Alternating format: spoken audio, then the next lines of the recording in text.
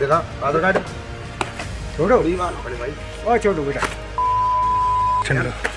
छोड़ो तो भी यूपी में 3 मुस्लिम को पीटने का एक मामला सामने आया था। ये मामला काफी तुल पकड़ा, सोशल मीडिया पर वीडियोस वायरल हुए और इसके अलावा जो आरोपी है उसे गिरफ्तार भी किया गया, फिर वो जेल से बाहर आ गया। ये पूरा मामला कई दिनों से चल रहा है, लेकिन अब इस मामले में अगर नए अपडेट की बात करें तो आपको जानकर हैरानी होगी कि जो 3 मुस्लिम पिटे हैं उन्होंने अपनी व्यथा, अपनी आपबीती, अपना दुख व्यक्त किया है और साथ ही पुलिस की कार्रवाई पर नाखुशी जाहिर की है। बता दें कि इस मामले में जो पुलिस का एक्शन है वो जान और सुनकर आपको भी हैरानी होगी कि इतना बड़ा मामला था। धार्मिक विवाद उत्पन्न करने की कोशिश की गई, भाईचारा खराब करने, सौहार्द बिगाड़ने की कोशिश की गई, लेकिन जो आरोपी है उस पर ऐसी धाराएं लगाई गई जिसमें वो आराम से जमानत पर बाहर आ सके।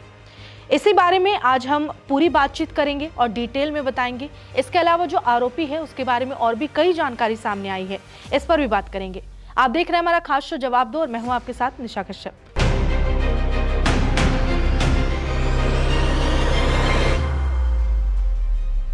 अब बात इस घटना की कर ले तो सबसे पहले आपको याद दिलाते चले कि ये घटना कहाँ की है और कब हुई है और इस घटना में क्या कुछ हुआ था। ये घटना जो है वो यूपी के बदायूं में रुदायन कस्बे का है, जहां पर मुस्लिम पुरुषों को पीटा गया है। ये जो तस्वीर नजर आ रही है, शुरुआत में आपने जो वीडियो देखी होगी, ये वीडियो जरूर ही आपने देखी होगी, आप तक पहुंचा होगा। ये जो 3 मुस्लिम हैं, इन्हें ये शख्स जो है आरोपी वो पीटता है और बहुत छोटे से मामले को लेकर, छोटे से विवाद को लेकर ये इतना बड़ा मामला बन जाता है। घटना जो है 15-16 फरवरी 2026 यानी कि आज से लगभग 2 हफ्ते पहले, 10 दिन पहले की बात है। लेकिन अब तक इस मामले में जो पीड़ित हैं उन्हें न्याय नहीं मिला है। पुलिस कार्रवाई पर अब सवाल उठाया। सवाल किसने उठाया? हमने नहीं उठाया, लोगों ने भी नहीं उठाया, बल्कि जो पीड़ित हैं उन्होंने पुलिस की कार्रवाई, पुलिस द्वारा की गई एक्शन को लेकर सवाल उठाए हैं और अफसोस जाहिर किया है, क्योंकि इन्हें न्याय चाहिए था लेकिन न्याय अब तक नहीं मिला है। जो अभियुक्त हैं उसे सख्त सजा मिलनी चाहिए, ये इनकी मांग है। जो बुजुर्ग पीटे गए हैं उनकी मांग है। वो कहते हैं कि हमारे साथ धार्मिक टिप्पणी की गई है, यानी कि अपशब्द कहे गए हैं जो धर्म से जुड़े हुए हैं, जो हम बता नहीं सकते, कह नहीं सकते, और बहुत तरीके से इन्हें जलील किया गया, अपमानित किया गया धर्म के आधार पर। इसके अलावा जो पीड़ित हैं वो बताते हैं कि माहौल बिगाड़ने तक की कोशिश की गई है। पुलिस ने अभियुक्त के खिलाफ जरूरी धाराएं नहीं लगाई हैं। उसके अलावा ये कहते हैं कि जो धाराएं उन्हें लगानी चाहिए थी वो नहीं लग सका है। इसके अलावा पीड़ित कहते हैं कि तुरंत ही उन्हें जमानत मिल गई है, तुरंत ही वो जो आरोपी है वो बाहर निकल गया, यानी इसने जो कुछ भी किया, जितनी भी बर्बरता की, जितनी भी गंदे तरीके से उन बुजुर्गों को, उन मुस्लिमों को पीटा है, उनके साथ बदसलूकी की है, उसके बावजूद आज वो बाहर घूम रहा है। उसके अलावा कहते हैं कि हम विवाद तो नहीं चाहते, लेकिन अपने लिए जो हमारे साथ हुआ है उसके लिए हमें इंसाफ चाहिए। इसके अलावा जो पीड़ित के वकील हैं फ़हीम खान, उन्होंने भी पुलिस रिपोर्ट पर आपत्ति जताई है। उन्होंने इसके बारे में डिटेल में बताया है कि आखिर ये आरोपी पे कौन सी धाराएं लगी हैं। तो बीएनएस की कौन सी धाराएं लगी हैं अगर वो बताएं तो धारा 115(2), 352 और 351(3), यानी कि ये वो धाराएं हैं जिसमें मारपीट, गाली गलौज और जान से मारने की धमकी दी जाए, ऐसी धाराएं लगाई गई हैं। जबकि ये सारी जो धारा है जमानतीय धाराएं, यानी इसमें जमानत मिल जाती है। अब सोचिए, वो वीडियो देखकर आपको नजर आ रहा है कि इसमें सिर्फ मारपीट की कोशिश नहीं की गई है या किसी को अपमान नहीं किया गया है, बल्कि ये पूरा जो मामला है वो सांप्रदायिक हिंसा को भड़काने का एक तरीका है, एक उदाहरण है जहां से वो शुरू हो सकता था और सौहार्द बिगाड़ने की कोशिश की गई है।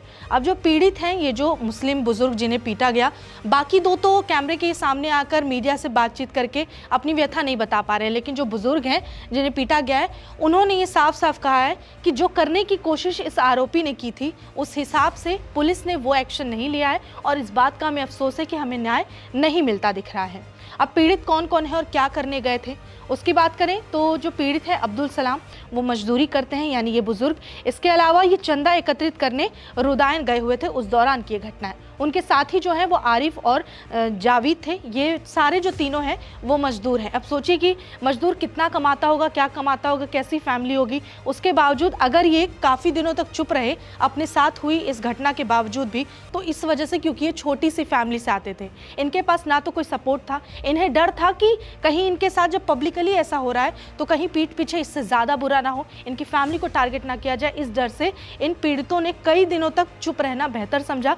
आखिरकार इन्होंने जाकर रिपोर्ट दर्ज कराई। अब बात कर लेते हैं उस आरोपी की जिसने ये बेशर्मों वाली हरकत की है। उनका नाम है अक्षय शर्मा। अगर उनकी और तारीफ करें तो ये जो अक्षय शर्मा है, ये खुद को बजरंग दल के सक्रिय कार्यकर्ता बताते हैं। हालांकि इस बात की पुष्टि हम नहीं करते। जो दावे किए जा रहे हैं मीडिया रिपोर्ट्स की तरफ से, उसके हिसाब से इस शख्स को, अक्षय शर्मा को, बजरंग दल का सक्रिय नेता बताया जा रहा है और ये खुद भी अपनी परिचय ऐसे ही देता है। इसके अलावा गौ रक्षा मिशन संगठन के जिला अध्यक्ष माने जाते हैं अक्षय शर्मा, जो आरोपी हैं। इसके अलावा बात करें तो जो अक्षय शर्मा है, इसकी उम्र बहुत नहीं है, जिसने कि अपने बाप दादा के उम्र के व्यक्ति को बीच रास्ते गाली गलौज की, अपमान किया और बुरी तरह से पीटा है। तो ये जो है इनकी उम्र 21 से 22 ऐसे ही आसपास बताई जा रही है। इसके बारे में कोई ठोस कंफर्मेशन नहीं है, लेकिन ये युवा है, ये आज के युवा हैं। इसके अलावा ये 12th क्लास में पढ़ते हैं, ये भी जानकारी मिली है। हालांकि इस बारे में जो जानकारी है ये हमें भी कहीं से मिली, इस बारे में कोई पुष्टि नहीं की जा रही है, तो हम इन तथ्यों को सही नहीं कहेंगे। लेकिन जो जानकारी मिली उस हिसाब से ये पढ़ाई के अलावा खेती और किसानी से जुड़े हुए हैं, जो आरोपी अक्षय शर्मा है। अब ये जो मामला है सोशल मीडिया पर काफ़ी वायरल हुआ। वायरल होने के बाद इस पे कई तरह की प्रतिक्रियाएं सामने आई। आम जनता के अलावा इसमें राजनीतिक पार्टी और नेताओं ने भी अपने तरफ से सत्ता पक्ष यानी कि यूपी सरकार पर प्रहार किया है और विपक्ष ने सवाल उठाया है। इस घटना को लेकर अखिलेश यादव ने भी अपना बयान दिया था। इसके अलावा ट्वीट किया था और ट्वीट में अफसोस जाहिर किया था कि किस तरीके से यूपी में आज भी इस तरीके के लोग हैं जो सांप्रदायिक सौहार्द बिगाड़ने की कोशिश करते हैं, भाईचारा बिगाड़ने की, खराब करने की कोशिश करते हैं। उसके बावजूद ऐसों के खिलाफ सख्त एक्शन नहीं लिया जाता है। क्यों? क्योंकि ये किसी संगठन, खास संगठन से जुड़े होते हैं। इसके अलावा जो नगीना से सांसद हैं चंद्रशेखर, उन्होंने भी इस मामले में बाकायदा एक वीडियो बनाया था। हो सके तो आपको वो वीडियो आखिर में आप दिखाएंगे कि उन्होंने क्या कुछ कहा है। उन्होंने भी अफसोस जाहिर किया है कि अक्सर यूपी में मुस्लिम या दलित या तो फिर जो अति पिछड़ा या ऐसे लोग हैं जो समुदाय के नाम पे टारगेट किए जाते हैं, अक्सर अल्पसंख्यक, उन्हें बार बार इस तरीके से प्रताड़ित किया जाता है और उनके लिए एक्शन के नाम पर कुछ भी नहीं होता। इसके अलावा यूपी कांग्रेस ने भी अपनी तरफ से ट्वीट करके इस मामले को सामने लाने की कोशिश की गई थी। अब ये मामला हमने आपको पूरा समझा दिया। ये मामला पहले का है, काफ़ी दिनों से चला आ रहा है, लेकिन इसमें सवाल यही था और अफसोस की बात यही है कि इतने दिनों के बावजूद भी इस मामले में अब तक जो एक्शन हुआ है उससे जो ये पीड़ित है वो संतुष्ट नहीं है। पीड़ित अपनी नाखुशी और असंतुष्टि जाहिर करता है और ये बताता है कि जो धाराएं इस पर लगनी चाहिए थी, हमारा मेन आज मोटिव इस मामले को दोबारा से इतने दिनों के बाद उठाने का यही कि जो धाराएं लगनी चाहिए थी, जो सजा मिलनी चाहिए थी, जिस तरीके का न्याय की उम्मीद ये पीड़ित कर रहे थे, वो उन्हें नहीं मिल सका है। तो सवाल हमारा यूपी सरकार से है और प्रशासन से है कि आखिर कब ये अक्षय शर्मा जो आरोपी हैं इसे सजा मिलेगी और कब उन मुसलमानों को, उन मुस्लिमों को जिनकी पिटाई हुई है, उन्हें न्याय मिलेगा।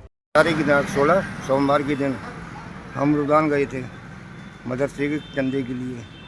तब हम जैसे ही गाँव घुसे तो एक लड़का हमारा नाम उसने अपना बताया और हम कहा तुम गांव में घूम सकते हो। हमने कहा ठीक है, हम साहब गांव से जा रहे हैं। बोले तुम गांव से निकल जाओ और तुम जिहाद दिए हो, कटुए हो। उसके बाद उन्होंने फ़ोन करके स्कूटी पर 2-3 लड़के और आ गए। उन्होंने मेरे से आधार कार्ड मांगा, मैंने आधार कार्ड दिया और मेरा नाम देखते ही उन्होंने मुझसे कहा टोपी तार और लात घूसे मारना पीटना मेरे साथ चालू कर दिया। हम अभी इस्लाम नगर आए हुए थाने अपनी तहरीर लेकर।